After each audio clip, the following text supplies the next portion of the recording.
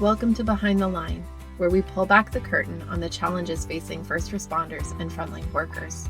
The work you do is unique, and so are the stresses that go with it. Join me as we tackle key issues to reduce risks for burnout, and as we work to support you in doing the job you love without sacrificing being the kind of person you want to be. Hey there, and welcome back to Behind the Line. I'm your host, Lindsay Foss. I'm a clinical counselor who specializes in trauma therapy. And after years of working with first responders and frontline workers, I've become a wellness advocate and educator on a mission to support first responders and frontline worker wellness. Behind the Line is a place for us to talk about the real life behind the scenes challenges facing you on the front lines. I created this podcast with the hope of bringing easy access to skills for wellness, allowing you to find greater sustainability both on the job and off. Because let's face it, the work you do is hard and it changes you. You sacrifice a lot to do the work you do, and I truly believe that you deserve to have a great life. Before we jump into today's topic, I want to super quickly put out an ask. As you might know, this podcast is relatively new, and we're working tirelessly on finding ways to connect this resource to those who need it most. There are a ton of ways that we are working to get this podcast into the hands of first responders and frontline workers, but the very best way for others to discover this resource is to learn about it from you. So, if you've been enjoying these episodes and finding the tools we talk about helpful in shaping your wellness and sustainability, I'm going to ask that you share it with those that you know. Tell your coworkers about it, email the link to those that you care about, post to it in social media and in online groups that connect around your profession, or even encourage your workplace or union to link to it in their regular staff newsletters as part of their wellness promotion package. I am on a mission to help those who do so much for our communities, and I hope you'll come alongside me on this mission. Okay, with that out of the way, today I want to tackle a concept that is often a bit misunderstood. Let me open this by saying that some of my favorite clients are the ones who come in as skeptics. I have literally had clients sit in the chair across from me and say something to the effect of, "I'm here because I have to be, and I don't think for a second that you have anything to offer me." And in that moment, joy washes over me. Game on. Now, those who know me well know that I love to debate, to consider ideas, and to find ways to make complex science clear. And I love to win. So when someone comes in to see me and takes the skeptic stance to counseling and wellness tools, it feels like an invitation to show them there is just so very much that can be offered if they're willing to join me in it. And you know what? They almost always do. As soon as someone is given the space to be a skeptic and be met with fact-based scientific information presented in an understandable and personally meaningful way, they are all in every single time. To some extent, this is likely what's kept those of you who are repeat listeners coming back episode after episode. Aside from my mom and dad, who listen because they love me. Part of what likely draws you back time and time again is knowing that we're not just talking about how hard things are, nor are we talking about how happy you should pretend to be and ways to stay positive and ignore all the junk. Instead, what we talk about here is what is hard and how to help the hard by growing skills that are grounded in science. Week to week, I try to break these pieces down in ways that are applicable and practical. I don't want any of it to seem like fluff that doesn't apply or so conceptual that you can't make use of it. If it's going to help, it has to be useful, like actually useful. With all of that said, today we're going to talk about mindfulness. Now, I gave you all of that setup to today's topic because I often feel like mindfulness gets a bad rap, or at least a lackluster one. When my skeptic clients come in, among the things I will often hear from them is something like, and don't even think about telling me to breathe or meditate. I've been breathing from birth and I don't do that voodoo meditation crap. I can't even tell you how many times that conversation has happened in my office. For those outside of the wellness circles, I've learned that mindfulness is viewed as some kind of hippy-dippy thing associated with patchouli, hemp, and maybe dreadlocks. And I get it. Certainly, there have been some ways that mindfulness as a concept and a set of strategies has come from and been linked to new age-ish pieces that can be blown off as silly, fluffy, or just not for me. Meanwhile, at its core, mindfulness is extraordinarily scientific and fully founded in the best brain science we have at our disposal. This is the part where my skeptic clients raise an eyebrow. Don't believe me? Let me prove it. Let's start by unpacking what exactly mindfulness is. When we use the term mindfulness, we're referring to a group of skills or practices that support our brain and body in being connected to the present moment in space and time. Now, that might sound silly, because of course you are always in the present space and time. But are you really? How often are you spaced out and numb? Or perseverating about something that has happened in the past? Or ruminating on something you are anticipating in the future?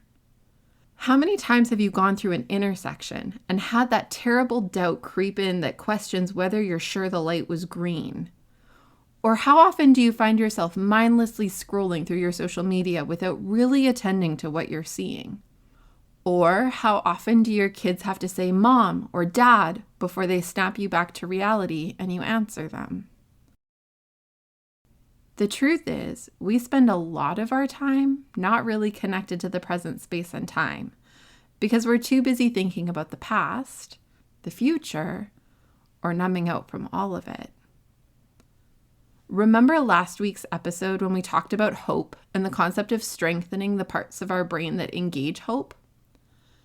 If you didn't get a chance to listen to episode 6, I'd encourage you to check it out. In a lot of ways, what we're talking about today is on a similar track.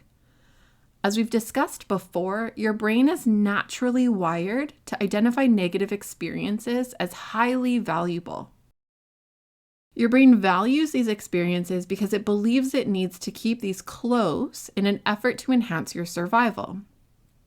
If I can recall every seemingly minute detail of a negative experience, my brain believes it will be more prepared to handle a similar situation more effectively down the road. This is effectively how our brain learns from experiences. And again, as we've talked about before, the work you do sets you up to experience more than your fair share of negative experiences.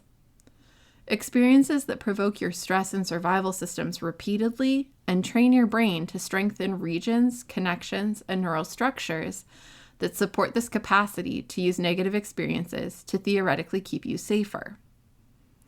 I say theoretically because there's a tipping point. There's a point at which you overtrain the part of your brain that is managing your safety and stress systems for survival purposes, and this part of your brain becomes the default operating system, even when it's not appropriate, useful, or can actually get in the way and create different dangers.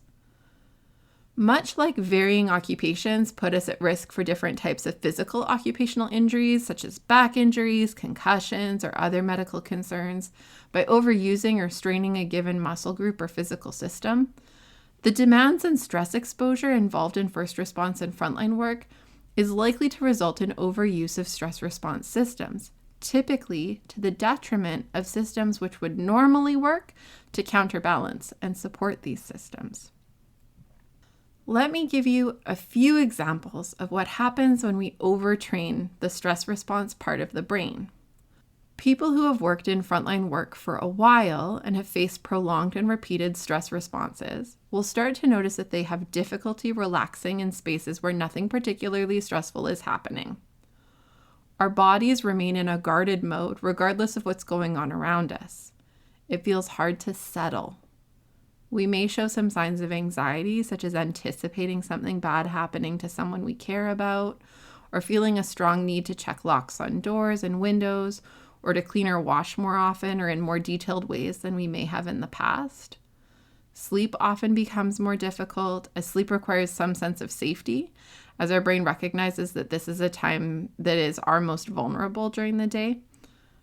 What's interesting is that the brain becomes so highly vigilant, scanning for threat and constantly risk assessing, that it exhausts itself and will then create a counterbalance in the form of numbing. This can evolve into actual clinical concerns, including dissociative disorders, which we'll talk about another time. The brain works so hard to hone its risk management skills just to tune out and be less capable of being meaningfully engaged or responsive if something bad were to actually happen. It's a catch-22. This is where mindfulness comes into play. As I mentioned a bit earlier, mindfulness is a group of skills or practices that support our brain and body in being connected to the present moment in space and time. Practicing mindfulness skills allows the brain to strengthen regions, connections, and structures that act as a supportive counterbalance to your stress response systems. Your stress response systems are grounded in learning from what has happened in the past and planning and anticipating the applications to possible future unknowns that could happen. Mindfulness focuses on what is happening, what is now. Every moment that you spend practicing mindfulness skills helps to strengthen your brain's ability to hold the tension between past, present, and future, and to engage in your life not only from your stress response center, but from parts of you that also have the ability to recognize and genuinely experience joy, peace, connection, and yes, even hope. An article from UC Berkeley says, and I quote, "According to neuroscience research, mindfulness practices dampen activity in our amygdala and increase the connections between the amygdala and prefrontal cortex. Both of these parts of the brain help us to be less reactive to stressors and to recover better from stress when we experience it." End quote. Now, to clarify, for those who don't study brain science, your amygdala is a neural structure that's known to be highly involved in stress and trauma. So, dampening activity in the amygdala is a good thing for those who have high levels of amygdala activity. This means you. Your prefrontal cortex is the part of your brain responsible for your high-level thinking and functioning, including strong decision-making. We call it the executive functioning center. Something that helps connect your amygdala, your stress response center, with your executive functioning is really important so that your stress responses are less likely to operate in isolation and are more able to recruit your high-level thinking in times of need, as well as to support regulating your stress center by engaging a part of your brain that can know that danger has passed and can help calm after a stressful incident. What this article is saying is that practicing mindfulness creates, strengthens, and enhances connections within your brain that meaningfully impact how stress is experienced, felt, and stored within the brain and body. It's a total game changer. This article also identifies that research has shown repeatedly that these effects don't just last for the period of time that you're doing a mindfulness skill, but the changes to the brain that practicing these skills create are sustained over time. Essentially, if you work out these parts of your brain, just like when you work out certain muscle groups, The strength of connective tissue you create doesn't just disappear the minute you stop doing the bicep curl, or even if you skip your workout for days, weeks, or months. The results endure and are further strengthened with ongoing training. Have I convinced you yet? Look, mindfulness is a tool. Like many other tools we have in our arsenal. It isn't a magic bullet that solves all of the problems all of the time, but incorporating these skills into your daily life certainly can't hurt, and are shown time and time again by research to help us regulate stress more effectively, reduce stress-related physical concerns, promote improved sleep, and even enhance our relationships and connections to others. So what do you have to lose? Okay, so when we talk about mindfulness as a group of skills and practices, what does that entail? Well, it can actually be a lot of things, and I'm going to encourage you to get a bit scrappy and creative. For now, we're going to talk about 3 major groups of mindfulness skills. The first is likely the one most typically affiliated with mindfulness: meditation. Now, for those who get a bit squeamish about the idea of meditating, I'm going to ask you to get curious about what that's about for you. For the skeptics I've worked with who tend to show some apprehension when we talk about the idea of meditation, it is usually connected to either a belief that meditation is an explicitly Buddhist spiritual practice and therefore off limits to those who are committed to another type of religious or spiritual belief system, or they have a belief that meditation is slow, boring, and that they can't be successful at it. I'm here to tell you that both of these are grounded in myth. While meditation as we see it in media is often depicted with various Buddhist facets, almost every religion and spiritual belief system has a version of meditation that encourages quiet contemplation, reflection, and stillness. There is nothing specifically or explicitly religious about meditation, and anyone can do it without offending their belief system. You can also adapt your meditation practice to engage with or enhance your own belief system if this would be helpful for you. Now, for those of you who fear sitting quietly alone with themselves trying to empty their mind, I am here to tell you that there are a lot of ways to do meditation, and you are not expected to jump from running a mile a minute to delving into the deep, quiet spaces of your mind.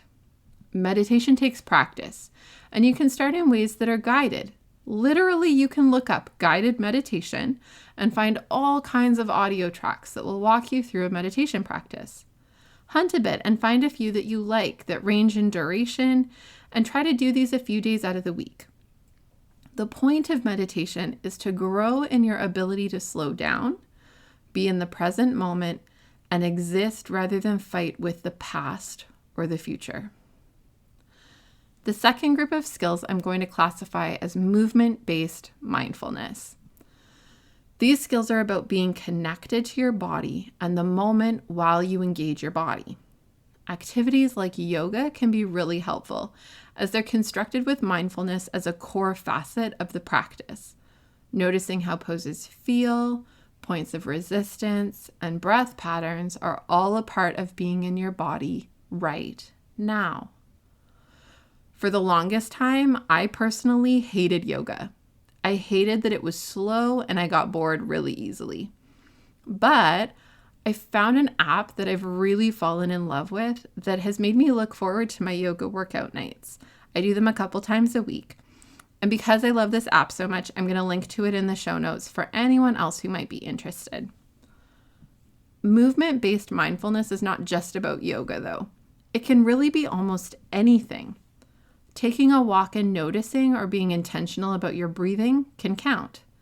As an example, breathe in for 3 steps, hold for 1, breathe out for 3 steps, hold for 1.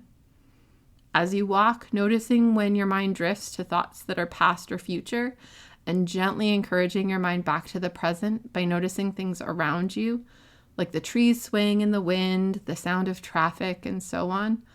All of that would count as movement-based mindfulness. The third group of skills I'm going to classify as cognitive directing, which means how we direct our thoughts. Now, thoughts are just thoughts. but as we've identified, they have power in strengthening parts of our brain that are intended to work for us, but when overtrained can actually start to work against us. This group of skills is really just about being conscientious about how we direct our thoughts. And we can literally do these activities anywhere at any time. This is where I want you to get scrappy and creative.